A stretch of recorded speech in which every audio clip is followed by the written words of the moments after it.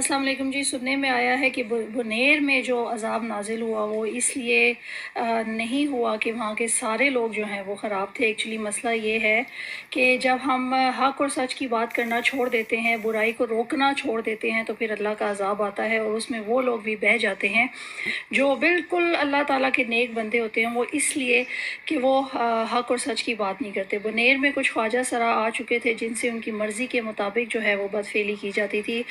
बुनेर में ऐसे खैमे और टेंट नुमा चीज़ें लगना शुरू हो गई थी जहाँ पर छोटे 13-14 साल बच्चों को वरगलाया जाता था और उनके साथ बदफेली की जाती थी। अगर आसान लफ्ज़ों में बताऊँ तो इसका मतलब है कि कौम लूत वाले सारे जो सिलसिले थे वो वहाँ पर शुरू हो चुके थे। और पूरा फिर बुनेर और पूरा केपी के फिर सारे लोग क्यों बह गए कि अगर चंद लोग बुराई कर रहे थे वो इसलिए कि चंद सारे लोगों का काम था कि वो उसके ख़िलाफ़ आवाज़ उठाएँ और उसको रोकें, क्योंकि हम मुसलमान हैं। हम अल्लाह ताला की ये ज़मीन है। मैंने आप लोगों को पहले बताया था कि पाकिस्तान एक मस्जिद की तरह है। यहाँ पर हमने गंद फैला दिया और अल्लाह ताला वो गंद जो है ना वो साफ़ कर रहा है। तो शामत किसकी आती है?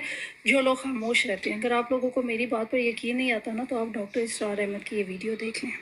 अल्लाह ने हुक्म दिया हजरत जिब्राइल को फला फला बस्तियों को उलट दो उसके रहने वालों समेत, कि हजरत जिब्राइल अर्ज करते हैं कि अल्लाह फला बस्ती को उलट दूं, उसमें तो तेरा फला बंदा भी है जिससे पलक झपकने जितनी देर भी मासियत से बसत नहीं की। लेकिन हुक्म क्या हुआ बारगाह खुदाबंदी से? काला फकाला, हुजूर ने फरमाया अल्लाह ताला ने हुक्म दिया जिब्राइल को इकलिब है अलैहि व अलैहि, उनको इस बस्ती को पहले उस पर फिर दूसरों पर। क्यों? इसलिए कि इसका चेहरा कभी मेरी गैरत में सुर्ख नहीं हुआ, उस चेहरे का रंग नहीं बदला। बेगैरत इंसान, बदियां फैलती रही, मेरे दीन को रौदा जाता रहा, मेरी शरीयत की धजियां बिगड़ती रही। ये मैदान में नहीं आया, इसका खून नहीं खौला।